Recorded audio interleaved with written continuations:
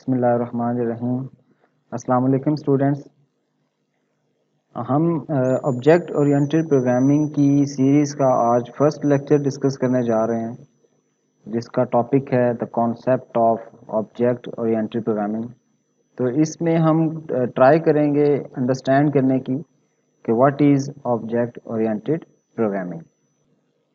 सबसे पहले हम लेक्चर के आउटकम्स का जिक्र कर लेते हैं कि ये लेक्चर देखने के बाद आप किन क्वेश्चंस को आंसर करने के काबिल हो जाएंगे। तो आइए देखते हैं। Number 1, what is object. Number 2, what is object orientation. Number 3, what is object oriented model. Number 4, what are the concepts of object oriented के ऑब्जेक्ट ओरिएंटेड कॉन्सेप्ट्स कौन कौन से हैं। एंड द लास्ट इज़ कि ऑब्जेक्ट ओरिएंटेड प्रोग्रामिंग क्या है। तो ये 5 ऐसे क्वेश्चंस हैं जो बहुत बेसिक क्वेश्चंस हैं और इस लेक्चर के बाद आपको इन सब का आइडिया हो चुका होगा। जैसा कि हमारा टॉपिक है ऑब्जेक्ट ओरिएंटेड प्रोग्रामिंग, तो हम इसको वर्ड बाय वर्ड समझने की कोशिश करते हैं। पहला क्वेश्चन जो हमारे जहन में आता है वो है कि व्हाट इज़ एन ऑब्जेक्ट। ये ऑब्जेक्ट क्या है। तो object is a thing. Object एक चीज़ है which has a unique identity. Number 1 is unique identity यानी कि उसका यूनिक नेम। तो इस दुनिया में हर ऑब्जेक्ट का अपना कोई ना कोई नाम है और वो यूनिक है जो उसे दूसरे ऑब्जेक्ट से डिफरेंशिएट करता है। फॉर एग्जांपल, जिस तरह दुनिया में जितने भी ऑब्जेक्ट्स हैं तो हर एक का अपना अपना नेम है। लेट्स से मोबाइल फ़ोन है, लैपटॉप है, चेयर है, टेबल है।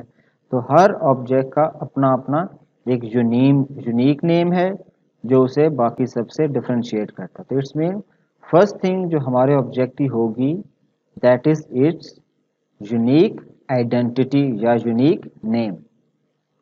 Number 2, state. And number 3, behaviour. ये 3 खूबियां कौन कौन सी? Unique identity, state and behaviour. ये तीनों खूबियां अगर किसी चीज किसी ऑब्जेक्ट के पास हों, किसी चीज के पास हों, तो हम उसे ऑब्जेक्ट कहेंगे। ठीक है जी। तो हम क्या कह रहे हैं कि आई रिपीट कि ऑब्जेक्ट क्या है। ऑब्जेक्ट इज समथिंग जिसकी कोई ना कोई यूनिक आइडेंटिटी है, उसकी कुछ स्टेट्स हैं और उसकी कुछ बिहेवियर्स हैं। ये तीनों चीज़ें हमेशा एक ऑब्जेक्ट के अंदर पाई जाएंगी। स्टेट और बिहेवियर क्या होते हैं इनको हम आगे डिटेल में डिस्कस करते हैं। अब हम ये डिस्कस करते हैं कि एक्चुअली ऑब्जेक्ट होता क्या है, कहते किसको हैं। तो जैसे हमने कहा कि ऑब्जेक्ट इज समथिंग, तो वो जो थिंग है वो क्या है? The thing or object represents real world entity. That entity could be physical entity and conceptual entity. कि ऑब्जेक्ट क्या है? ऑब्जेक्ट एक रियल वर्ल्ड की कुछ एंटिटीज को रिप्रेजेंट कर रहा है और वो एंटिटीज या फिजिकल एंटिटीज हो सकती हैं या कॉन्सेप्चुअल एंटिटीज हो सकती हैं। फिजिकल एंटिटीज का मतलब है कि मटेरियलिस्टिक एंटिटीज, जो टेंजिबल एंटिटीज हैं, ऐसी एंटिटीज जिनको हम हाथ से टच कर सकते हैं, हम फील कर सकते हैं। ठीक है, हम टच से उनको फील कर सकते हैं, जिनको हम मटेरियलिस्टिक कहते हैं। फॉर एग्जांपल, आपकी कार है, आपका बुक है, आपकी बुक है, टेबल है। तो ये ऐसे ऑब्जेक्ट्स हैं जो फिजिकल एंटिटीज कहलाती हैं, ये मटेरियलिस्टिक हैं और हम इन्हें फिजिकली टच कर सकते हैं। तो इसलिए these are known as physical entities. और जो कंसेप्चुअल एंटिटीज हैं, कंसेप्चुअल एंटिटीज का मतलब है कि दे आर नॉन मटेरियलिस्टिक और इनटेंजिबल। ऐसी एंटिटीज जो मटेरियल नहीं है, उनको जस्ट हम फील कर सकते हैं, वो मटेरियलिस्टिक नहीं हैं, उनको इंटेंजिबल एंटिटीज़ कह रहे हैं। इन एंटिटीज़ को हम फिक्री या जहनी तौर पर अंडरस्टैंड कर सकते हैं, बट हार्ट से उनको टच नहीं कर सकते। फॉर एग्जांपल जिस तरह टाइम है और डेट है, तो दे आर कॉन्सेप्चुअल एंटिटीज़। हमें पता है कि टाइम क्या होता है, हमें पता है कि डेट क्या होती है, बट वो फिज़िकली इनकी ये मटेरियलिस्टिक नहीं है, फिज़िकली हम इनको देख नहीं सकते और टच भी नहीं कर सकते। आपके जहन में कौन कौन सी फिजिकल और कॉन्सेप्चुअल एंटिटीज़ इस टाइम आ रही हैं, प्लीज़ हमें कमेंट्स में ज़रूर बताइए। जैसा कि हमें पता है कि object has unique identity, state और बिहेवियर। तो अब सवाल ये पैदा होता है कि स्टेट क्या है। तो अब सबसे पहले हम ज़रा स्टेट को डिफाइन करते हैं। किसी भी ऑब्जेक्ट की स्टेट दो चीज़ों पर मुश्तमिल होती है। नंबर वन, उसके एट्रीब्यूट्स, जिनको हम प्रॉपर्टीज़ भी कहते हैं और करेक्टरिस्टिक्स भी कहते हैं। किसी भी ऑब्जेक्ट की जो स्टेट होगी, उसमें सबसे पहला जो एलिमेंट होगा वो उसके एट्रीब्यूट्स होंगे, या उसकी प्रॉपर्टीज़ होंगी, या करेक्टरिस्टिक्स होंगी। अगर ये तीनों वर्ड्स लिटरेचर में, आई मीन्स बुक में, किसी लेक्चर में या किसी नोट्स में आपको नज़र आएँ, तो इनका एक ही मीनिंग है। नॉर्मली ज़्यादातर हम एट्रीब्यूट का या एट्रीब्यूट्स का वर्ड ज़्यादा यूज़ करते हैं। मोस्ट ऑफ द केसेस आपको एट्रीब्यूट्स का वर्ड ही सुनने को मिलेगा, लिटरेचर में भी और डिफरेंट लेक्चर्स में भी। तो ये वो पहली चीज़ है, या जो ये पहला पॉइंट है जो कि किसी स्टेट में एग्जिस्ट करता है, और वो क्या है? Attributes. Number two, the current values of each attribute, कि हर एट्रीब्यूट की जो करंट वैल्यू होगी ये आपकी स्टेट का पार्ट होगी। इसका मतलब है कि इन दोनों के कॉम्बिनेशन को, किन के कॉम्बिनेशन को? एट्रीब्यूट्स और उन एट्रीब्यूट्स की वैल्यूज, इन दोनों के कॉम्बिनेशन को हम स्टेट कहते हैं। चूंकि हम सॉफ्टवेयर डेवलपमेंट से रिलेटेड बात कर रहे हैं, तो हम किसी भी ऑब्जेक्ट की उन स्पेसिफिकेशंस की बात कर रहे हैं जिनको हम सॉफ्टवेयर या कंप्यूटर में सेव करना चाहते हैं। तो किसी भी ऑब्जेक्ट की वो स्पेसिफिकेशंस जो हम कंप्यूटर में या अपने सॉफ्टवेयर में सेव करना चाहते हैं, उन स्पेसिफिकेशंस को हम एट्रीब्यूट्स कहते हैं। फॉर एग्जांपल, अगर हम लैपटॉप को एक ऑब्जेक्ट कंसीडर करें, तो सबसे पहली चीज़, ये जो हमने हाईलाइट किया हुआ है, जिस तरह आपको बोल्ड नज़र आ रहा है लैपटॉप, तो ये एक ऑब्जेक्ट है। अब इसको हम ऑब्जेक्ट क्यों कह रहे हैं और किस वजह से कह रहे हैं? क्योंकि इसके अंदर तीन चीज़ों का होना ज़रूरी है। सबसे पहले इसका यूनिक नेम या यूनिक आइडेंटिटी होना ज़रूरी है। तो हमें पता है कि लैपटॉप हैज़ यूनिक आइडेंटिटी। फिर उसकी कुछ स्टेट होगी, और वो जो स्टेट होगी, उस स्टेट में दो चीज़ें हमेशा लाई करेंगी। नंबर वन, एट्रीब्यूट्स, और नंबर टू, उन एट्रीब्यूट्स की वैल्यूज़। तो अब जो टेबल आपको नज़र आ रहा है, इस टेबल के अंदर लेफ्ट कॉलम में एट्रीब्यूट्स लिखे हैं। ये एट्रीब्यूट्स असल में क्या हैं? ये असल में लैपटॉप की कुछ स्पेसिफिकेशंस हैं।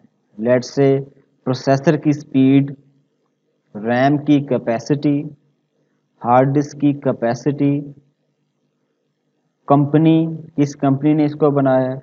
इसके अलावा और भी डिफरेंट स्पेसिफिकेशंस लैपटॉप की हो सकती हैं। मैंने उसमें से जस्ट 4 मेंशन की हैं। अब ये जो 4 स्पेसिफिकेशंस मैंने यहाँ मेंशन की हैं, these 4 specifications are actually known as attributes.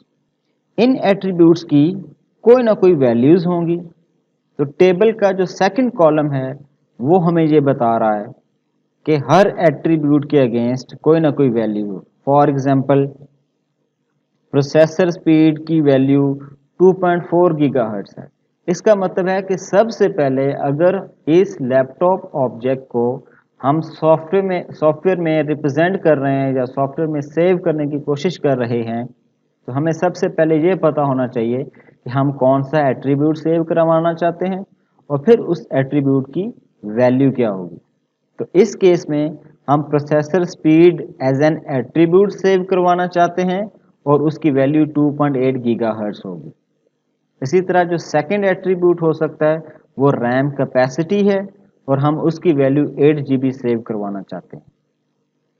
Hard disk capacity 1 terabyte हम सेव करवाना चाहते हैं और कंपनी का नेम हम HP सेव करवाना चाहते हैं। तो ये जो टेबल है ये हमें बता रहा है कि करंटली हमने जो लैपटॉप ऑब्जेक्ट है इसके 4 एट्रीब्यूट्स डिसाइड किए हैं और उनकी कुछ वैल्यूज़ हैं। इसका मतलब है ये इस लैपटॉप ऑब्जेक्ट की स्टेट है। अब हम ऑब्जेक्ट की तीसरी चीज़ को डिस्कस करते हैं जिसका नाम है बिहेवियर। तो question is what is behaviour? Behavior is the way an object acts and reacts। कि एक ऑब्जेक्ट एक्ट कैसे करता है या वो रिएक्ट कैसे करता है अगर उसकी स्टेट चेंज होती है। तो कहने का पर्पस क्या है कि अगर किसी ऑब्जेक्ट की स्टेट चेंज होती है या हम चेंज करते हैं तो उसके अकॉर्डिंगली जो बिहेवियर है वो कैसे एक्ट कर रहा है और कैसे रिएक्ट कर रहा है। समटाइम्स हम एट्रीब्यूट्स की वैल्यू को अपडेट या चेंज करने के लिए बिहेवियर का इस्तेमाल करते हैं। तो इसलिए इम्पोर्टेंट बात है कि behaviours are actually operations performed on state या एट्रीब्यूट्स ऑफ एन ऑब्जेक्ट। तो ये बात हमेशा याद रखने वाली है कि किसी भी ऑब्जेक्ट के जो बिहेवियर्स हैं वो मोस्ट ऑफ द केसेस जो स्टेट है या एट्रीब्यूट्स हैं उन पर परफॉर्म हो रहे होते हैं, उनसे रिलेटेड वो हमेशा काम कर रहे होते हैं। समटाइम हम उनको अपडेट करना चाह रहे होते हैं, समटाइम हम उनको गेट करना चाह रहे होते हैं या समटाइम हम उनकी बेस पे कुछ कैलकुलेशंस परफॉर्म करना चाह रहे होते हैं या समटाइम हम कोई सर्चिंग वगैरह की एल्गोरिदम अप्लाई करना चाह रहे होते हैं। तो इन सब केसेस में हमें जो बिहेवियर्स हैं या रिलेटेड ऑपरेशंस भी हम इनको कहते हैं, ये हमारे काम आएंगे और ये हमेशा किसी न किसी ऑब्जेक्ट के जो एट्रीब्यूट्स हैं उन पर ही एप्लीकेबल होंगे। फॉर एग्जांपल जिस तरह हमने लैपटॉप की एग्जांपल ली थी तो इसके कुछ बिहेवियर्स या operations, most of the cases हम ऑपरेशंस कहा करेंगे, हम जो वर्ड यूज़ किया करेंगे वो ऑपरेशंस होगा। तो लैपटॉप के केस में पॉसिबल ऑपरेशंस क्या हो सकते हैं? Start Windows, shut down, restart, process data. जैसे हमने पहले बात की थी कि जो हमारे बिहेवियर्स हैं वो हमारे एट्रीब्यूट्स की जो वैल्यूज़ हैं उनको अपडेट कर सकते हैं। तो जब हम ऐसे बिहेवियर्स या ऐसे ऑपरेशंस डिफाइन करें जो हमारे एट्रीब्यूट्स को चेंज कर सकें तो ऐसे बिहेवियर्स या ऐसे ऑपरेशंस को हम सेट बिहेवियर्स कहते हैं या सेट ऑपरेशंस कहते हैं। जैसे आपको ये दो नज़र आ रहे हैं कि सेट रैम कैपेसिटी, ये जो ऑपरेशन होगा ये हमारी रैम का जो एट्रीब्यूट है या रैम कैपेसिटी का जो एट्रीब्यूट है उसकी वैल्यू को अपडेट करेगा। फॉर एग्जांपल पिछली जो स्लाइड थी उस केस में हमारी रैम की कैपेसिटी 8 GB थी, लेकिन हमने 8 GB से बढ़ाकर उसे 12 GB या 16 GB अगर करना है तो उस केस में हमें ये वाला ऑपरेशन या ये वाला जो बिहेवियर है ये हमारे काम आएगा।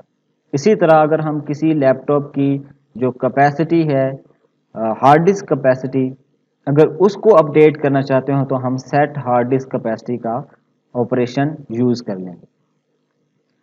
कुछ केसेस में हमें एग्जिस्टिंग एट्रीब्यूट्स की जो वैल्यूज़ हैं वो गेट करने की ज़रूरत पड़ती है ताकि हम कुछ कंपैरिजन परफॉर्म कर सकें, सर्चिंग परफॉर्म कर सकें। तो इन दोज केसेस हमें अपडेट करने की ज़रूरत नहीं होती, हमें जस्ट डेटा को रिट्रीव करने की ज़रूरत होती है। तो इन दोज केसेस हम गेट रैम कैपेसिटी या गेट हार्ड डिस्क कैपेसिटी, ऐसे फंक्शंस या ऐसे ऑपरेशंस का इस्तेमाल करेंगे जो हमें डेटा गेट करके देंगे या डेटा रिट्रीव करके देंगे। तो ऐसे ऑपरेशंस को हम गेट ऑपरेशंस या गेट बिहेवियर्स कहते हैं। अब हम कुछ फिजिकल ऑब्जेक्ट्स यानी कि मटेरियलिस्टिक ऑब्जेक्ट्स की एग्जांपल देखते हैं और उनके कुछ पॉसिबल एट्रीब्यूट्स और ऑपरेशंस को आइडेंटिफाई करने की कोशिश करते हैं। फॉर एग्जांपल, जिस तरह हमें जो पहली एग्जांपल नज़र आ रही है वो कार है, ये एक ऑब्जेक्ट हमें नज़र आ रहा है। तो सबसे पहले कि ये इसको हम ऑब्जेक्ट इसलिए कह रहे हैं क्योंकि इसकी एक यूनिक आइडेंटिटी है, इसका एक नेम है जो कार है। फिर इसकी कुछ स्टेट होगी, उस स्टेट में इसके एट्रीब्यूट्स होंगे। फॉर एग्जांपल, कार का मॉडल क्या है, कार की मेक कौन सी है, कार का कलर कौन सा है। ये कुछ पॉसिबल एट्रीब्यूट्स हैं। इसके अलावा और भी एट्रीब्यूट्स हो सकते हैं कि नंबर ऑफ सीट्स कितनी है, फोर व्हील है या टू व्हीलर है। इस तरह के कुछ एट्रीब्यूट्स पॉसिबल हैं और इससे रिलेटेड कुछ ऑपरेशंस भी अवेलेबल हैं कि स्टार्ट कार, एक्सेलरेट करना कार का, गियर चेंज करना। तो these are some possible operations. अभी मैंने बहुत थोड़े मेंशन किए हैं, इससे ज़्यादा भी ये आइडेंटिफाई हो सकते हैं। ये डिपेंड करता है कि जो हमारा सॉफ्टवेयर है वो किस चीज़ से रिलेटेड है और उसे कितने एट्रीब्यूट्स की ज़रूरत है और कितने ऑपरेशन की ज़रूरत है। ये हमेशा प्रॉब्लम टू प्रॉब्लम में वेरी कर रहा होगा। Second example is person. Person एक ऑब्जेक्ट है, एक फिजिकल ऑब्जेक्ट है, मटेरियलिस्टिक ऑब्जेक्ट है। इसके कुछ पॉसिबल एट्रीब्यूट्स क्या हो सकते हैं? फर्स्ट ऑफ ऑल उसका नेम हो सकता है, उसका CNIC हो सकता है।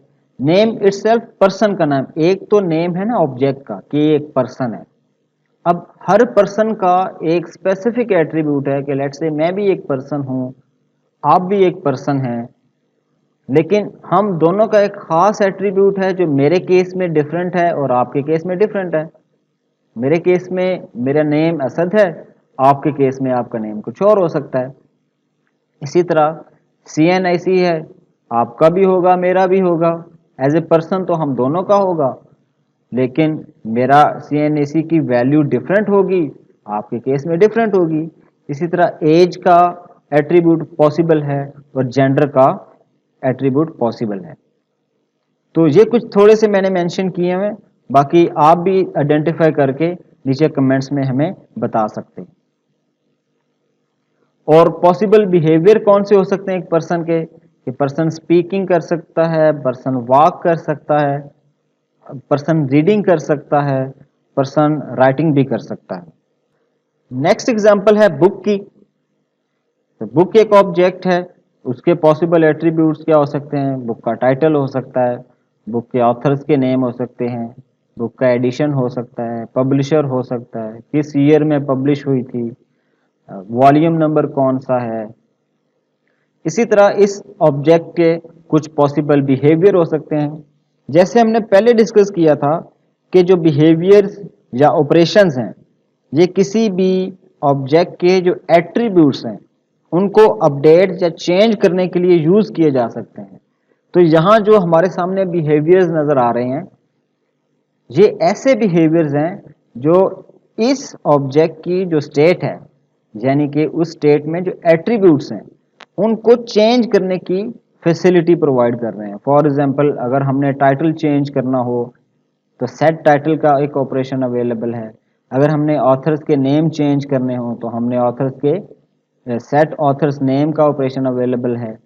इसी तरह अगर हमने एडिशन चेंज करना है तो सेट एडिशन का ऑपरेशन अवेलेबल है और सेट पब्लिशर का ऑपरेशन भी अवेलेबल है। तो अगर हम ऐसे सेट ऑपरेशंस हमें प्रोवाइडेड हों और हम इनका इस्तेमाल करें तो इसका मतलब है कि हम इस ऑब्जेक्ट की जो स्टेट है उसको चेंज कर पाते हैं। अब हम कुछ कॉन्सेप्चुअल या नॉन मटेरियलिस्टिक ऑब्जेक्ट्स को डिस्कस करते हैं। ये ऐसे ऑब्जेक्ट्स हैं जो इनटेंजिबल हैं, मींस इनको हाथ से टच नहीं किया जा सकता। ये नॉन मटेरियलिस्टिक हैं, इनको जस्ट हम ज़हनी या फिक्री तौर पे तो अंडरस्टैंड कर सकते हैं, लेकिन हम इनको फिजिकली देख नहीं सकते या इनको फिजिकली टच नहीं कर सकते। तो पहली एग्जांपल जो है वो बैंक अकाउंट की है। अब बैंक अकाउंट हम फील तो करते हैं कि ये एक अकाउंट होता है, लेकिन ये कोई ऐसी चीज़ नहीं है जिसको हम टच कर सकें।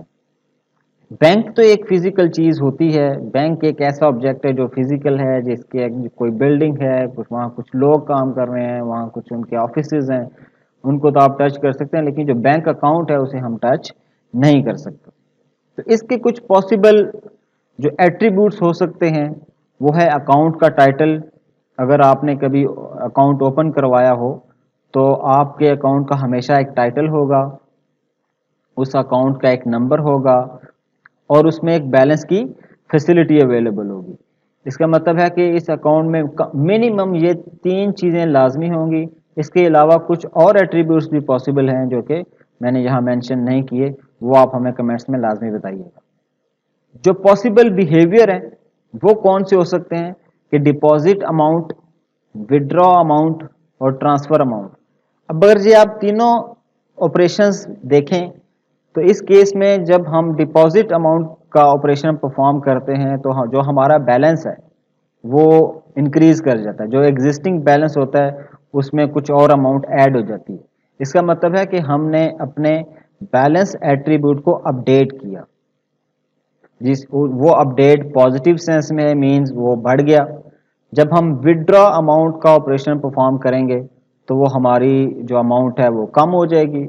इसका मतलब कम होना या ज़्यादा होना, दोनों केसेस में हमारे जो स्टेट है वो चेंज हो रही है, जो हमारा एट्रीब्यूट है बैलेंस वो चेंज हो रहा है या अपडेट हो रहा है। दूसरी एग्जांपल है डेट। कि डेट जिस तरह हमें पता तो है कि आज क्या डेट है, लेकिन हम फिजिकली उसे नहीं देख सकते, लेकिन स्टिल जो डेट होती है उसके थ्री पॉसिबल एट्रीब्यूट्स होते हैं मिनिमम, जो कि हम डिफाइन करते हैं कि डे कौन सा है, मंथ कौन सा है और ईयर कौन सा है। ये तीन ऐसी चीज़ें हैं जो किसी भी डेट के अंदर अवेलेबल होती हैं। फॉर एग्जांपल जिस अगर ये डेट कहाँ यूज़ हो सकती है, ये मेरी डेट ऑफ बर्थ हो सकती है, आपकी डेट ऑफ बर्थ हो सकती है, date of joining any institute ये हो सकती है। आप किसी ऑफिस को अगर ज्वाइन किया है तो ऑफिस की ज्वाइनिंग डेट क्या हो सकती है। तो ये जो डेट है इसमें हमेशा ये तीन चीज़ें ही या तीन एट्रीब्यूट्स ही यूज़ हो रहे होंगे, डे मंथ एंड ईयर।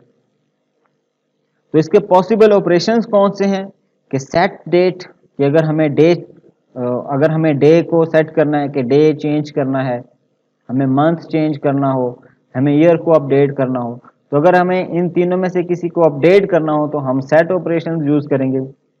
और अगर हमें पता करना हो कि ये जो डेट है इसका ईयर कौन सा है तो फिर हम गेट ईयर का, या अगर हमें मंथ का पता करना है तो गेट मंथ का हमें ऑपरेशन वो भी सपोर्ट करना पड़ेगा।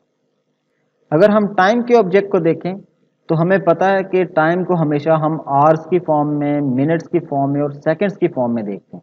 तो इसके ये मिनिमम थ्री ऐसे आपके एट्रीब्यूट्स हैं जो हम लाजमी रिकॉर्ड करना चाहते हैं कि आवर्स कितने थे, मिनट्स कितने थे और सेकंड्स कितने थे। तो इसके पॉसिबल जो आपके बिहेवियर्स हैं या ऑपरेशंस हैं वो क्या हो सकते हैं कि अगर हमें आवर्स को सेट करना हो तो हम सेट और का मेथड या ऑपरेशन यूज़ कर सकते हैं। और अगर हमें आवर्स को गेट करना हो या रिट्रीव करना हो या हमें पता करना हो कि अच्छा आवर्स कितने हैं तो हम गेट आवर्स का ऑपरेशन परफॉर्म कर सकते हैं। इसी तरह गेट मिनट्स का ऑपरेशन भी परफॉर्म कर सकते हैं। गेट मिनट्स के साथ अगर हम मिनट्स की वैल्यू या इस एट्रीब्यूट की वैल्यू चेंज करना चाहें, हम अपडेट करना चाहें, तो हम सेट मिनट्स का ऑपरेशन भी सपोर्ट कर सकते हैं। तो नॉर्मली हम जितने भी एट्रीब्यूट्स डिफाइन कर रहे होते हैं या आइडेंटिफाई कर रहे होते हैं लेफ्ट साइड पे, जिस तरह हमने देखा कि आवर्स, मिनट और सेकंड्स हैं, तो हम हर एक के लिए एक ऑपरेशन उसको अपडेट करने के लिए मींस सेट का ऑपरेशन परफॉर्म कर रहे होते हैं और एक ऑपरेशन हम हमेशा गेट के लिए प्रोवाइड कर रहे होते हैं ताकि हम डेटा को बाद में रिट्रीव भी कर सकें, ताकि उस पर अगर कुछ किसी तरह के कंपैरिजन परफॉर्म होने हैं तो वो किए जा सकें। अभी तक के कंटेंट्स को अगर हम समराइज करें तो हमें कुछ पॉइंट्स का पता चलता है। नंबर 1 कि ऑब्जेक्ट इज समथिंग फिजिकल और कॉन्सेप्चुअल। ठीक है, कि ऑब्जेक्ट या तो कोई एक फिजिकल एंटिटी होगी या वो कोई कंसेप्चुअल एंटिटी होगी। Number 2, each object has a unique name और आइडेंटिटी। हर ऑब्जेक्ट की कोई ना कोई यूनिक आइडेंटिटी या उसका कोई यूनिक नेम होगा। जैसे हमने पीछे डिफरेंट ऑब्जेक्ट्स देखे हैं जो कि फिजिकल ऑब्जेक्ट्स भी थे और कॉन्सेप्चुअल ऑब्जेक्ट्स भी थे, तो उनकी कोई ना कोई यूनिक आइडेंटिटी या यूनिक नेम एग्जिस्ट करता था। ये जो यूनिक नेम है ये इस ऑब्जेक्ट को दूसरे डिफरेंट ऑब्जेक्ट से डिफरेंशिएट करता है। हर ऑब्जेक्ट की स्टेट्स होती हैं और उन स्टेट्स में हमेशा दो चीज़ें एग्जिस्ट करती होंगी, एट्रीब्यूट्स एंड वैल्यूज़। एट्रीब्यूट्स और फिर उन एट्रीब्यूट्स की कुछ ना कुछ वैल्यूज़। जिन ये वो वाले एट्रीब्यूट्स हैं या वो वैल्यूज़ हैं जो हम किसी भी ऑब्जेक्ट से रिलेटेड अपने सॉफ्टवेयर में सेव करना चाहते हैं, या किसी ऑब्जेक्ट को हम अगर सॉफ्टवेयर में रिप्रेजेंट करना चाह रहे हैं तो हम स्पेसिफिक एट्रीब्यूट्स का इस्तेमाल करेंगे या स्पेसिफिक एट्रीब्यूट्स को यूज़ कर रहे होंगे और फिर उनकी वैल्यूज़ को हम सेव कर रहे होंगे। Number 4, there are some operations associated with object. There are some operations associated with object. हर ऑब्जेक्ट के साथ कोई ना कोई सेट ऑफ ऑपरेशंस एसोसिएटेड होंगे जो उस ऑब्जेक्ट के साथ इंटरेक्शन करने में हेल्प करेंगे। ये जैसे हमने पिछली एग्जांपल्स में देखा कि जो ऑपरेशंस होते हैं वो स्टेट पे एप्लीकेबल होते हैं या परफॉर्म हो रहे होते हैं ताकि हम एट्रीब्यूट्स की जो वैल्यूज़ है उनको गेट कर सकें या उनको अपडेट कर सकें या उन पे हम डिफरेंट और पॉसिबल ऑपरेशंस परफॉर्म कर सकें। फॉर एग्जांपल अगर हमारे पास किसी की डेट ऑफ बर्थ सेव है तो उस सेव्ड डेट ऑफ बर्थ से हम किसी की एज कैलकुलेट करने जा रहे हैं। अब इस केस में हम डिफरेंट एक्स्ट्रा ऑपरेशन परफॉर्म कर रहे हैं जिसमें हम डेट ऑफ बर्थ गेट कर रहे हैं और उससे हम एज को कैलकुलेट करने की कोशिश कर रहे हैं। तो अगर किसी ऑब्जेक्ट के ये ऑपरेशंस या बिहेवियर सपोर्टेड ना हो तो उस ऑब्जेक्ट के साथ इंटरेक्ट करना नामुमकिन हो जाता है, क्योंकि जो ऑपरेशंस होते हैं ये एक इंटरफेस होते हैं किसी भी ऑब्जेक्ट के साथ इंटरेक्शन करने के लिए। अब हम नेक्स्ट कॉन्सेप्ट को अंडरस्टैंड करते हैं कि व्हाट इज ऑब्जेक्ट ओरिएंटेड। पहले हमने ऑब्जेक्ट के वर्ड को अंडरस्टैंड किया था कि वो क्या चीज़ है और उसमें वो क्या चीज़ें वो किस चीज़ों से बिलोंग करता है। अब हमने इसके साथ एक और वर्ड जोड़ दिया है विच इज़ ओरिएंटेड। तो अगर आप गौर करें तो इन दोनों वर्ड्स के दरमियान हमने एक डैश लगाई हुई है। जब हम दो वर्ड्स को डैश लगाकर जोड़ते हैं तो वो वर्ड्स एक कॉमन इफेक्ट देते हैं। जैसा कि हमारे केस में ये ऑब्जेक्ट ओरिएंटेड वर्ड है, इनको हम शॉर्ट फॉर्म में डबल ओ भी कह सकते हैं। तो अब हम ये समझते हैं कि व्हाट इज ऑब्जेक्ट ओरिएंटेड या ऑब्जेक्ट ओरिएंटेशन। सबसे पहला पॉइंट ये कि ऑब्जेक्ट ओरिएंटेड या ऑब्जेक्ट ओरिएंटेशन ये इंटरचेंजेबली यूज होते हैं। मतलब ये कि कहीं अगर हम ऑब्जेक्ट ओरिएंटेड का वर्ड यूज़ कर लें या ऑब्जेक्ट ओरिएंटेशन के वर्ड्स को यूज़ कर लें, डिपेंडिंग ऑन डिफरेंट सिनेरियोज, कभी हम ऑब्जेक्ट ओरिएंटेड का वर्ड यूज़ कर लेते हैं और कभी हम ऑब्जेक्ट ओरिएंटेशन का वर्ड यूज़ कर लेते हैं। तो जैसे हमने कहा था कि ऑब्जेक्ट ओरिएंटेड को हम शॉर्ट फॉर्म में डबल ओ भी लिख सकते हैं। तो अब हम ये देखते हैं कि व्हाट इज़ ऑब्जेक्ट ओरिएंटेड या व्हाट इज़ ऑब्जेक्ट ओरिएंटेशन। तो object oriented is a paradigm focused around the objects. यहाँ हमने पैराडाइम के वर्ड को बोल्ड किया हुआ है बिकॉज ये एक टेक्निकल वर्ड है जिसका मीनिंग है a pattern of doing some work. तो ये इंपॉर्टेंट है।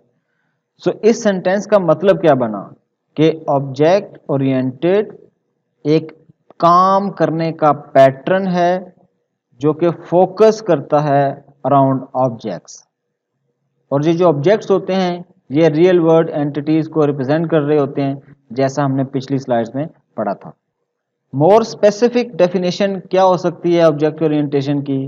दैट इज कि object oriented is a paradigm in which objects and their interactions are explored in the light of object oriented concepts। अब इसका मतलब क्या हुआ?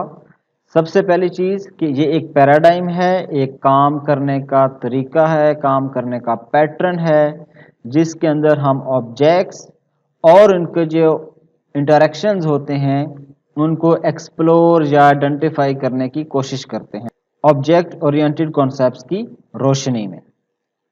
इसमें जो एक्सप्लोर का वर्ड है वो काफ़ी इम्पॉर्टेंट है, क्योंकि पॉसिबल ऑब्जेक्ट्स को डिग डाउन करना पड़ता है।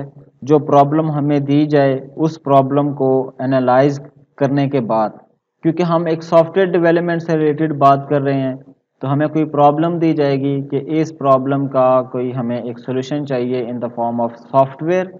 तो फिर हम ये देखेंगे कि उस प्रॉब्लम में कौन कौन से ऑब्जेक्ट्स इन्वॉल्व हैं और वो क्या कर रहे हैं, और फिर उनको हम उन पे कुछ कॉन्सेप्ट्स अप्लाई कर रहे होंगे।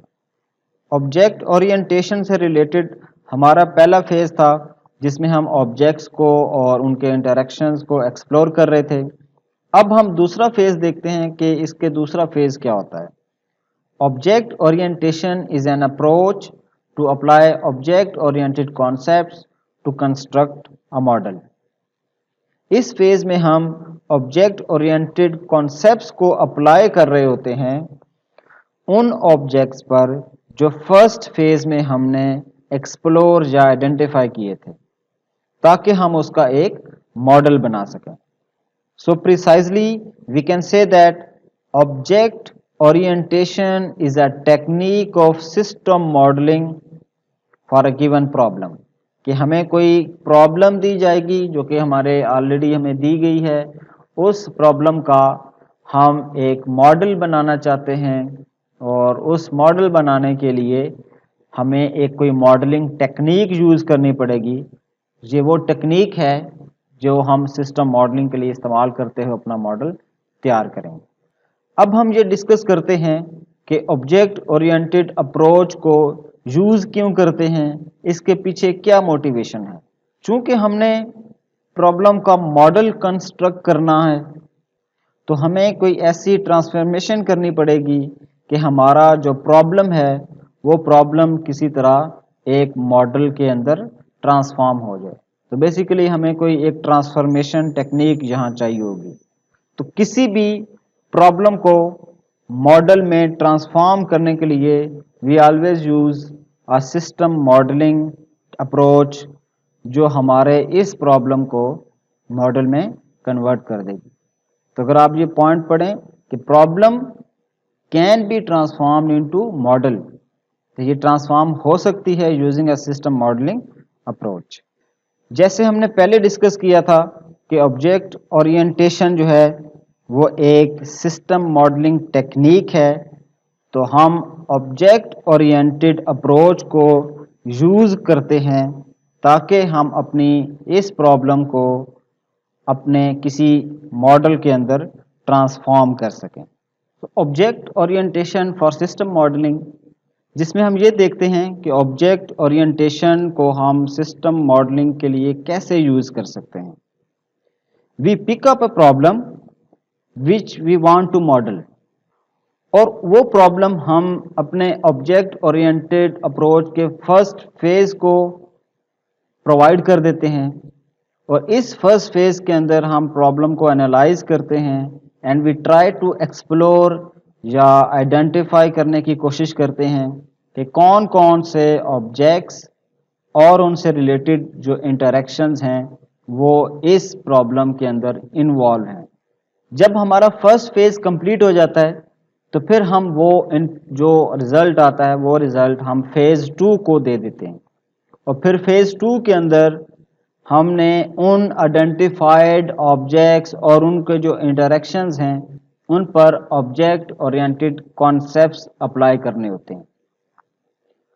और ये अप्लाई करने के बाद हम ग्राफिकल रिप्रेजेंटेशन बनाने की कोशिश करते हैं जिसको हम अपना कंस्ट्रक्शन ऑफ मॉडल कहते हैं। तो अगर हम समराइज करें तो हम ये कह सकते हैं कि जो ऑब्जेक्ट ओरिएंटेशन है वो एक्चुअली एक मॉडलिंग टेक्निक है सिस्टम को मॉडल करने के लिए। और ये जो ऑब्जेक्ट ओरिएंटेड अप्रोच है इसके दो फेजेस हैं। फर्स्ट फेज में हम ऑब्जेक्ट्स को एक्सप्लोर कर रहे हैं और सेकंड फेज पे उन ऑब्जेक्ट्स पर हम कुछ ऑब्जेक्ट ओरिएंटेड कॉन्सेप्ट्स को अप्लाई कर रहे हैं। तो ये ऑब्जेक्ट ओरिएंटेड कॉन्सेप्ट्स कौन से हैं ये हम आगे इंशाल्लाह डिटेल में बात करेंगे। सबसे पहले तो हम ये डिस्कस करते हैं कि मॉडल क्या है। Model is representation of something physical और कॉन्सेप्चुअल, कि कोई भी जो एक फिजिकल चीज़ या एक कॉन्सेप्चुअल चीज़ कोई एग्जिस्ट करती है उसको एक ग्राफिकल फॉर्म में रिप्रेजेंट करने को हम मॉडल कहते हैं। फॉर एग्जांपल, जब हमने कोई बिल्डिंग कोई घर बनाना होता है तो सबसे पहले हम उस बिल्डिंग या घर का एक डमी सा मॉडल तैयार करते हैं। उस मॉडल से हमें ये पता चलता है कि इसकी लुक कैसी होगी, इसमें क्या क्या कंपोनेंट्स इन्वॉल्व होंगे, इसमें किन किन चीज़ों का हमें ख्याल रखना होगा। ये सारी चीज़ें वो एक डमी मॉडल जो है वो हमें एक्सप्लेन कर रहा होता है। जैसे कि कार का मॉडल भी आपने देखा होगा, जिस तरह एक छोटा सा टॉय होता है एक बच्चे के पास, कि वो एक कार का एक टॉय जो लेते हैं तो वो एक छोटा सा मॉडल होता है कार का, कि जिसमें वो सारी नेसेसरी आइटम्स जो कि कार में होनी चाहिए वो नॉर्मली नज़र आती हैं। कि उसके दरवाजे हैं, उसके विंड स्क्रीन है, उसके बैक साइड पे और हेड सामने जो हेडलाइट्स हैं और बैक लाइट्स हैं उनका होना, और फिर इस तरह उसका कलर ऐसे होना, उसकी शेप ऐसे होना। तो ये उस कार के एक जो टॉय है उसके अंदर सारी चीज़ें रिप्रेजेंट हो रही होती हैं। तो इसका मतलब कि वो जो एक टॉय है, that toy is basically a model of the actual car. कि जो इंटरनल डिटेल तो नहीं पता होती, वो इंटरनल डिटेल हम बाद में उसको देखते कंसीडर कर रहे होते हैं, लेकिन स्टार्टिंग में हमारे लिए जो इम्पोर्टेंट चीज़ होती है कि वो फिज़िकली या वैसे वो विजुअली हम कैसे नज़र आएगी। तो ये जिस तरह फिजिकल एंटिटीज़ हैं, हाउस या car, these are physical entities, तो हम इसका मॉडल तैयार कर सकते हैं। इसी तरह कोई एक कॉन्सेप्चुअल एंटिटी भी हो सकती है कि for example software life cycle एक होता है, कि एक सॉफ्टवेयर को हम कैसे कंस्ट्रक्ट करेंगे, बिल्ड करेंगे, उसके डिफरेंट फेजेस होते हैं। उन फेजेस को भी हम समटाइम एक फ्लो चार्ट की फॉर्म में या किसी और तरह ग्राफिकली हम रिप्रेजेंट कर रहे होते हैं। तो वो हमारा एक काइंड ऑफ मॉडल होता है जो हमें चीज़ों को अंडरस्टैंड करने में हेल्प करता है, विजुअलाइज खास तौर पे करने में। तो मॉडल का पर्पस क्या होता है? सबसे इंपॉर्टेंट चीज़, the purpose of model is number one, to understand the situation और product before developing the system. सबसे इंपॉर्टेंट चीज़ कि हम हमेशा एक एक्चुअल चीज़ को पूरा कंस्ट्रक्ट करने से पहले उसका एक ग्राफिकल मॉडल देखना चाहते हैं, ताकि हमें अर्ली स्टेज में बहुत सारी चीज़ों का आइडिया हो जाए, हमें पहले से पता हो जाए हाँ जी ये चीज़ ऐसी होगी। अब उसमें कुछ चीज़ें हमें अच्छी लग सकती हैं, कुछ बुरी लग सकती हैं, तो टाइम टू टाइम हम अगर उसमें कोई वेरिएशंस करना चाहें तो वो वेरिएशन हम इजीली कर सकें। इसलिए तो कोई भी प्रोडक्ट डेवलप करने से पहले हम उसका एक उसकी हम एक अंडरस्टैंडिंग करना चाहते हैं। फॉर एग्जांपल, जिस तरह हम कोई घर अगर अपना बनाना चाह रहे हैं तो हम हमेशा घर बनाने से पहले उसका एक मैप तैयार करते हैं, जिससे हमें आइडिया हो जाएगा कि इस घर में कितने रूम्स होंगे, कितने वॉशरूम होंगे, इसमें डाइनिंग हॉल कहाँ होगा, उसका एरिया कितना होगा। तो इस तरह की जो चीज़ें हम कंस्ट्रक्ट कर रहे होते हैं वो असल में एक मॉडल होता है, ग्राफिकल मॉडल होता है, जो हमें ये अंडरस्टैंड करने में हेल्प करता है कि after developing this thing reality में वो चीज़ कैसी होगी। तो ये पहला हमारा ऑब्जेक्टिव है या पहला पर्पस है मॉडल बनाना या मॉडल को कंस्ट्रक्ट करने का जो पर्पस है वो यही है कि बिफोर डेवलपमेंट हमें उस प्रोडक्ट या उस सिचुएशन की अंडरस्टैंडिंग हो जाए। नंबर 2, अगर किसी किस्म की कोई डिस्क्रिपेंसीज रह जाती हैं, फॉर एग्जांपल हम एक मॉडल कंस्ट्रक्ट करते हैं तो हमें पता चला कि ये चीज़ ऐसे नहीं ऐसे होनी चाहिए, ये चीज़ ज़्यादा अच्छी लुक नहीं दे रही, इसको चेंज होना चाहिए। तो इसका मतलब है वो डिस्क्रिपेंसीज रह गई हैं, कुछ कमियां रह गई हैं। उन कमियों को, उन डिस्क्रिपेंसीज को हम बिफोर डेवलपमेंट करेक्ट कर सकते हैं या रिमूव कर सकते हैं। क्योंकि अगर एक चीज़ कंस्ट्रक्ट हो गई, अगर एक बिल्डिंग कंस्ट्रक्ट हो गई, तो उसके बाद अगर आप कहें कि इसमें ये चीज़ें चेंज कर दें तो वो फिर बड़ा मुश्किल हो जाता है। तो इसी तरह अगर एक कार पूरी डेवलप हो गई या फिर उसमें आप कहें नहीं इसका मुझे फ्रंट पसंद नहीं आ रहा, इसमें ऐसी चेंजेस होनी चाहिए, तो ये पॉसिबल नहीं होता। इसलिए हम हमेशा किसी भी चीज़ का मॉडल बनाते हैं। तो सॉफ्टवेयर भी एक ऐसी एंटिटी है, एक ऐसी कॉन्सेप्चुअल चीज़ है जिसका हम एक मॉडल बनाना चाहते हैं ताकि बिफोर डेवलपमेंट वो हमें अपनी एक शक्ल दिखा सके कि ये at the end of this development इसका ये रिजल्ट होगा। तो हमें मॉडल समझ आ गया कि मॉडल क्या है, कि मॉडल एक किसी भी कॉन्सेप्ट का एक ग्राफिकल रिप्रेजेंटेशन है। ठीक है, तो हमने क्या किया, एक प्रॉब्लम को असल में हमने ट्रांसफॉर्म कर लिया किसी मॉडल के अंदर। अब हम ये देखते हैं कि ऑब्जेक्ट ओरिएंटेड मॉडल क्या होता है। ऑब्जेक्ट ओरिएंटेड मॉडल जो है ये डिफरेंट चीज़ों से मिलकर बना होता है। Number 1, different interacting objects. तो हमारे पास जो, अगर आपको याद हो कि ऑब्जेक्ट ओरिएंटेशन के 2 फेजेस हैं जैसे हमने पहले डिस्कस किए, तो उन फेजेस में से पहला फेज हमारा ये था कि ऑब्जेक्ट्स का आइडेंटिफाई करना और उनके इंटरेक्शंस का आइडेंटिफाई करना। तो वो हमने कर लिए। तो वो मॉडल हमेशा, जो हम ऑब्जेक्ट ओरिएंटेड मॉडल बनाएंगे, वो हमारे ऑब्जेक्ट्स को और उनके जो इंटरेक्शंस हैं उनको रिप्रेजेंट कर रहा होगा या वो उस मॉडल का पार्ट होंगे। नंबर 2, जो ऑब्जेक्ट ओरिएंटेड कॉन्सेप्ट्स हम अप्लाई कर रहे हैं वो भी उस मॉडल के अंदर हमें नज़र आ रहे होंगे। तो असल में जो भी ऑब्जेक्ट ओरिएंटेड मॉडल होगा उसमें ये 2 चीज़ें हमें देखने को मिलेंगी कि ऑब्जेक्ट्स क्या हैं और उन पर कुछ जो कॉन्सेप्ट्स अप्लाई हुए हैं वो कौन से हैं और क्या कैसे अप्लाई हुए हैं, और फिर उन ऑब्जेक्ट्स का आपस में इंटरेक्शन क्या है। तो जैसे हमने पहले भी डिस्कस किया था कि जो एक मॉडल है वो हमें चीज़ों को बिफोर डेवलपमेंट अंडरस्टैंड करने में हेल्प करता है, तो ऐसे ही जो ऑब्जेक्ट ओरिएंटेड मॉडल है वो हमें हेल्प करता है जो ऑब्जेक्ट्स और उनके दरमियान जो इंटरेक्शंस हैं उनको विजुलाइज करने में, कि हमारे जहन में एक रफ सी डायग्राम बन जाती है, एक रफ सी स्केच बन जाता है कि अच्छा ये ऑब्जेक्ट्स होंगे और आपस में ऐसे इंटरेक्ट करेंगे। तो विजुलाइज करने में हमें बहुत ज़्यादा हेल्प करता है। और ऑब्जेक्ट ओरिएंटेड मॉडल जो है ये हमें रियलिटी को अंडरस्टैंड करने में हेल्प करता है, जो रियलिटी हम डेवलप करने जा रहे हैं, जो हम बिल्ड करने जा रहे हैं। जैसे हमारे केस में सॉफ्टवेयर होगा, तो जो सॉफ्टवेयर हम डेवलप करने जा रहे हैं तो उसको, वो एक रियलिटी होगी और उस रियलिटी को अंडरस्टैंड करने में हमें ऑब्जेक्ट ओरिएंटेड मॉडल हेल्प कर रहा है।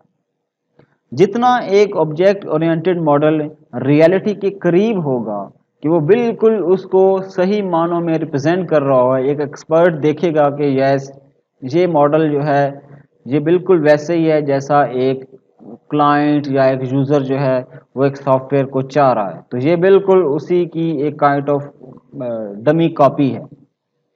तो अगर तो एक मॉडल और वो ऑब्जेक्ट ओरिएंटेड मॉडल है वो रियलिटी के बहुत करीब है तो हम उसे कहेंगे कि ये एक अच्छा मॉडल है। और अगर किसी किस्म की कोई डिस्क्रिपेंसी, कोई कमी रह जाएगी, उस कमी को रिमूव करने की कोशिश करेंगे। तो अगर आप यहाँ देखें तो जैसे हमने पहले डायग्राम देखी थी उसमें हम क्या करते हैं, वी पिकअप अ प्रॉब्लम और वो प्रॉब्लम हम अपने ऑब्जेक्ट ओरिएंटेड अप्रोच को देते हैं, जिस अप्रोच में हम 2 फेजेस अप्लाई कर रहे हैं और ये फेजेस हमने डिटेल में डिस्कस किए।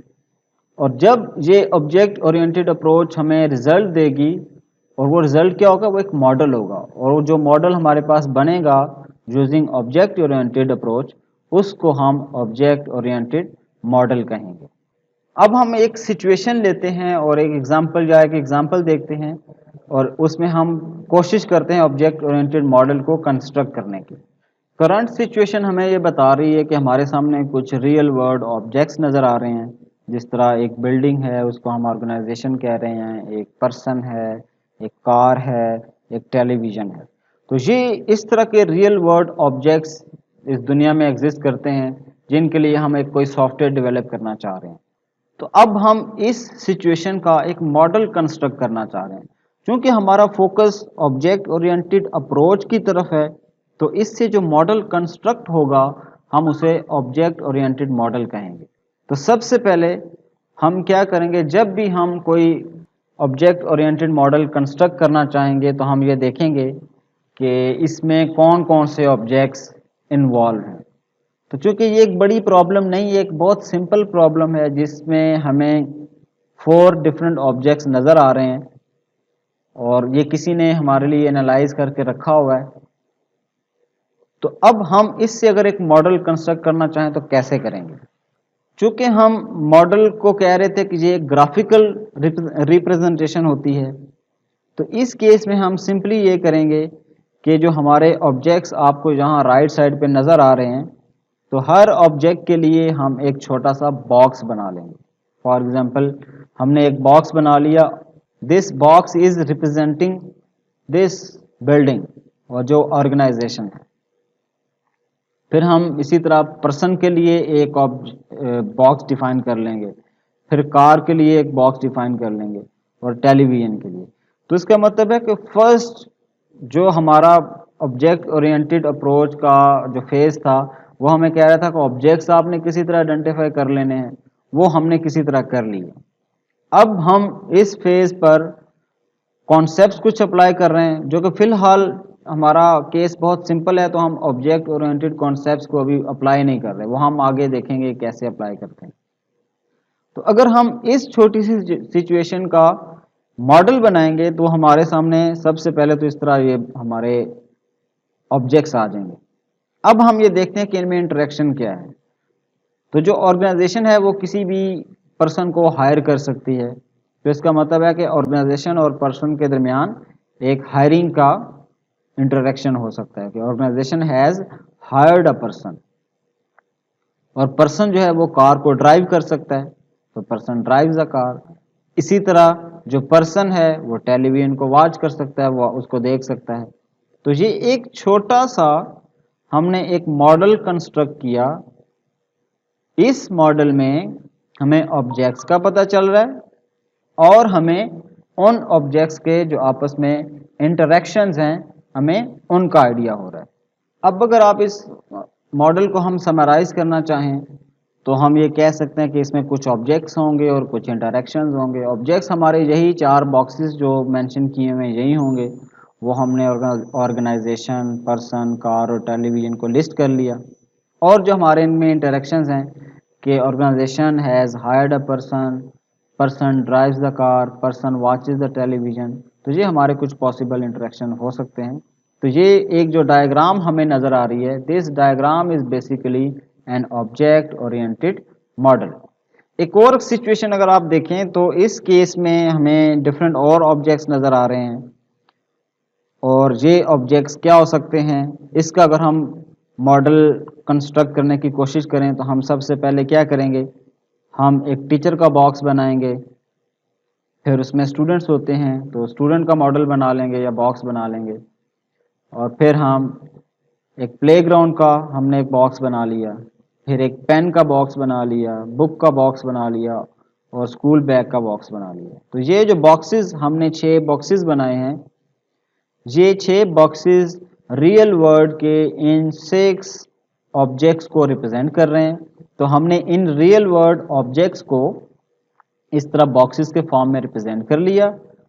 अब हम ये देखते हैं कि इनमें क्या इंटरेक्शन हो सकता है। तो जो टीचर है, टीचर टीचेस स्टूडेंट्स, तो टीच कर रहे हैं स्टूडेंट्स को, तो ये एक इंटरेक्शन हो सकता है। जो स्टूडेंट होते हैं वो प्ले ग्राउंड में प्ले करते हैं, तो स्टूडेंट का जो इंटरेक्शन हो सकता है कि स्टूडेंट प्लेज इन प्लेग्राउंड। इसी तरह स्टूडेंट के पास पेन हो सकता है, स्टूडेंट के पास बुक हो सकती है, स्टूडेंट के पास स्कूल बैग हो सकता है। तो इनमें जो एक इंटरेक्शन हो सकता है कि student has a pen, student has a book, student has a school bag, तो इस तरह की चीज़ें इसमें पॉसिबल हैं। तो ये एक छोटा सा हमने मॉडल कंस्ट्रक्ट कर लिया थोड़ी सी एक सिचुएशन से जिसमें थोड़े से हमारे ज़्यादा ऑब्जेक्ट्स हैं। इसी तरह जब आप कोई सॉफ्टवेयर डेवलप करना चाहेंगे तो उसमें कुछ कॉम्प्लेक्स ऑब्जेक्ट्स होंगे जो कि डायरेक्टली हमें विजिबल नहीं होंगे, वो हमें हमेशा डिग डाउन करने पड़ेंगे। वो डिग डाउन कैसे किए जाते हैं, उनके लिए फिर क्या एनालिसिस होता है, वो कैसे एनालिसिस किया जाता है, वो ऑब्जेक्ट ओरिएंटेड जो एनालिसिस है हम उसके अंदर इंशाल्लाह अगले लेक्चर में डिस्कस करेंगे। जैसे हमने ऑब्जेक्ट ओरिएंटेड अप्रोच को डिस्कस करते हुए कहा था कि ये दो फेजेस पर मुश्तमिल है। फर्स्ट फेज में हम ऑब्जेक्ट्स को और उनके इंटरेक्शंस को एक्सप्लोर कर रहे हैं या आइडेंटिफाई कर रहे हैं, और सेकंड में हम उन ऑब्जेक्ट्स पर कुछ ऑब्जेक्ट ओरिएंटेड कॉन्सेप्ट्स को अप्लाई कर रहे होते हैं। तो अब हम ये देखते हैं कि वो कौन से ऑब्जेक्ट ओरिएंटेड कॉन्सेप्ट्स होते हैं जो इस अप्रोच के अंदर हम फेज़ 2 के अंदर अप्लाई कर रहे होते हैं। Number 1 is abstraction, number 2 is encapsulation, number 3 class and instances, number 4 inheritance, और नंबर 5 है पॉलीमॉर्फिज्म। और जो हमारी पॉलीमॉर्फिज्म होती है ये मज़ीद दो टाइप्स में डिवाइड हुई होती है, स्टैटिक पॉलीमॉर्फिज्म और डायनामिक पॉलीमॉर्फिज्म। और छठा हमारा कॉन्सेप्ट है एक्सेप्शनल हैंडलिंग। ये कुछ ऑब्जेक्ट ओरिएंटेड कॉन्सेप्ट्स हैं जो कि मैंने अभी इनका ओवरव्यू यहाँ दिया है।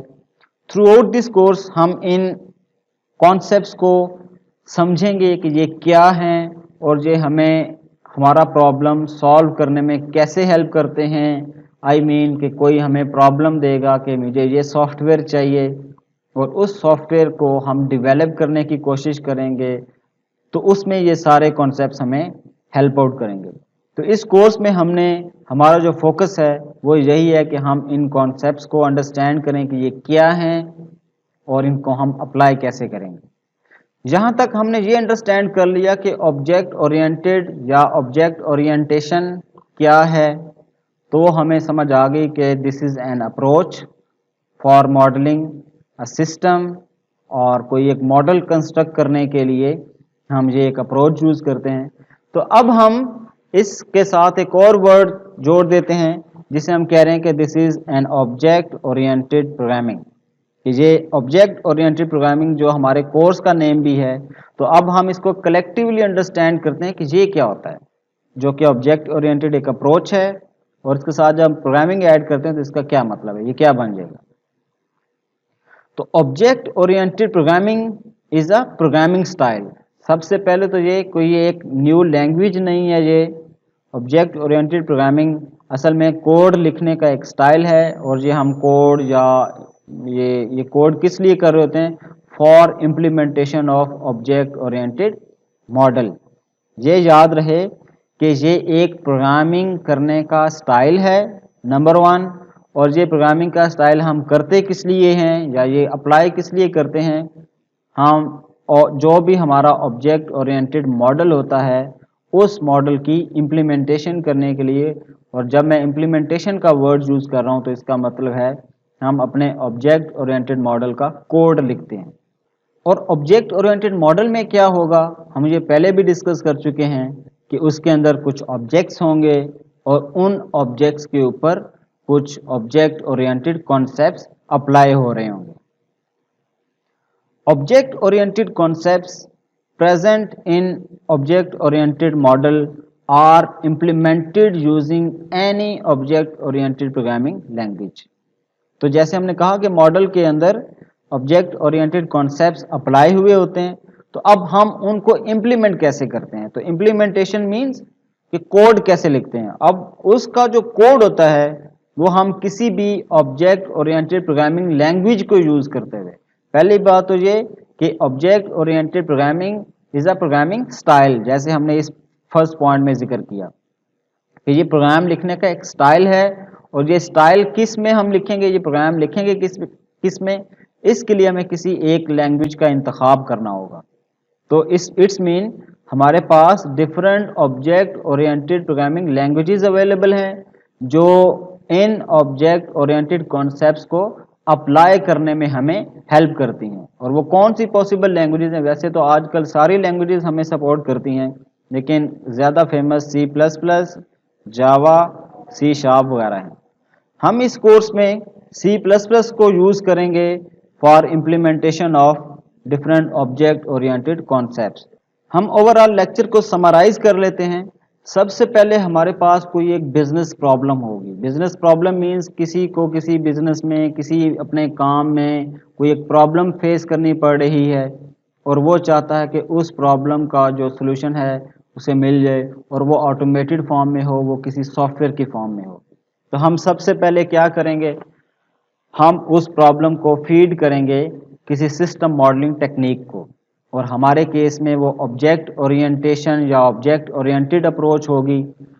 तो इसका मतलब है कि हमने अपने बिजनेस प्रॉब्लम को ऑब्जेक्ट ओरिएंटेड अप्रोच के फर्स्ट फेज में दे दिया, जिसमें हम ऑब्जेक्ट्स और उनके दरमियान जो इंटरेक्शंस हैं उनको आइडेंटिफाई करने की कोशिश करते हैं और उनको एक्सप्लोर करते हैं। फिर वही चीज़ जो आउटपुट आएगी फेज़ 1 की, वो हम फेज़ 2 को देंगे। उन ऑब्जेक्ट्स पर हम ऑब्जेक्ट ओरिएंटेड कॉन्सेप्ट्स अप्लाई करेंगे जो हमने पिछली स्लाइड्स में देखे थे। और ये पूरी अप्रोच जब अप्लाई हो चुकी होगी तो उसका जो रिजल्ट आएगा वो हमारे पास ऑब्जेक्ट ओरिएंटेड मॉडल आएगा। तो ये एक ग्राफिकल रिप्रेजेंटेशन होगी हमारी उस प्रॉब्लम की जो हमने यहाँ स्टार्ट की थी, या यहाँ जिसको हम मॉडल करना चाह रहे हैं। तो असल में हमने क्या किया, हमने बिजनेस प्रॉब्लम पिक की, उसको एनालाइज किया और फिर उसका डिज़ाइन तैयार किया। ये सारा इसी ऑब्जेक्ट ओरिएंटेड अप्रोच के अंदर काम हो रहा है, और हमने लास्ट में ऑब्जेक्ट ओरिएंटेड मॉडल को एक्सट्रैक्ट कर लिया या गेट कर लिया। अब ये एक्चुअली कैसे हो रहा था, इसके अंदर काफ़ी प्रोसेसेस हैं, काफ़ी स्टेप्स हैं। यहाँ तो मैंने जस्ट ऑब्जेक्ट ओरिएंटेड जो अप्रोच है उसके 2 फेजेस आपको शो किए हैं, ताकि हमारा जो आज का लेक्चर है ये सिंपल रहे। लेकिन अगले लेक्चर में हम देखेंगे कि इसको थोड़ा सा हम मज़ीद डिग डाउन करेंगे इस अप्रोच को, कि एक प्रॉब्लम जब हम इस ऑब्जेक्ट ओरिएंटेड अप्रोच को प्रोवाइड करते हैं तो ये हमें कैसे एक ग्राफिकल मॉडल दे देती है। तो उसके लिए काफ़ी ज़्यादा फेजेस हैं और उसमें हम देखेंगे उसमें क्या क्या स्टेप्स होते हैं। तो इंशाल्लाह अगले लेक्चर में हम डिस्कस करेंगे। जब हमारे पास एक ऑब्जेक्ट ओरिएंटेड मॉडल आ जाता है जो कि एक ग्राफिकल रिप्रेजेंटेशन होती है, फिर हम इसको इम्प्लीमेंट करने की कोशिश करते हैं। और इम्प्लीमेंटेशन का मतलब क्या है कि हम इसका कोड लिखते हैं, और कोड लिखने के लिए we always perform object oriented programming.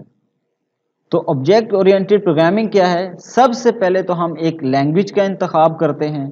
वो कोई प्रोग्रामिंग लैंग्वेज हो सकती है। हम इस कोर्स में C++ को यूज़ करेंगे, तो हमने इस मॉडल को C++ लैंग्वेज में इम्प्लीमेंट किया, लेकिन इस बात का ख्याल रखा कि जो C++ में हम कोड लिखेंगे, जो प्रोग्रामिंग करेंगे, उस प्रोग्रामिंग का स्टाइल ऑब्जेक्ट ओरिएंटेड प्रोग्रामिंग वाला होगा। और वो हम इस कोर्स में सीख रहे होंगे कि वो स्टाइल क्या है, उसमें किन किन बातों का ख्याल रखना होता है, वो सारा इस कोर्स में इंशाल्लाह हम सीखेंगे। और once we have implemented this object oriented model, तो हमारे पास वो सॉफ्टवेयर आउटपुट में आएगा, वो सॉफ्टवेयर हम गेट कर लेंगे जो कि एक क्लाइंट या एक बिजनेस पर्सन या कोई भी बंदा हमसे अपने प्रॉब्लम का सलूशन मांग रहा था। तो जैसे हमारे पास एक बिजनेस प्रॉब्लम आई, उस बिजनेस प्रॉब्लम का हम एक सॉफ्टवेयर की फॉर्म में सलूशन चाहते हैं, तो वो बिजनेस प्रॉब्लम इस पूरे एक प्रोसीजर से गुजरेगा। और वो जो पूरा प्रोसीजर है इसको हम क्या कह रहे हैं कि सबसे पहला जो ऑब्जेक्ट ओरिएंटेड अप्रोच हमारी होगी, जिसको हम सिस्टम मॉडलिंग अप्रोच कह रहे हैं, उसमें ऑब्जेक्ट्स का आइडेंटिफाई होना ज़रूरी है। तो हम ऑब्जेक्ट्स को डिस्कस कर चुके हैं लेक्चर के स्टार्ट में कि ऑब्जेक्ट्स क्या होते हैं और उसमें क्या क्या चीज़ें इन्वॉल्व होती हैं। और फिर हमने ये देखा कि उन ऑब्जेक्ट्स पर हम जब ऑब्जेक्ट ओरिएंटेड कॉन्सेप्ट्स अप्लाई करते हैं, और कॉन्सेप्ट भी हमने देखे जिसमें एब्स्ट्रैक्शन, इनकैप्सुलेशन, इनहेरिटेंस और पॉलीमॉर्फिज्म एक्सेट्रा, ये सारे जो कॉन्सेप्ट्स हैं हम अप्लाई करते हैं।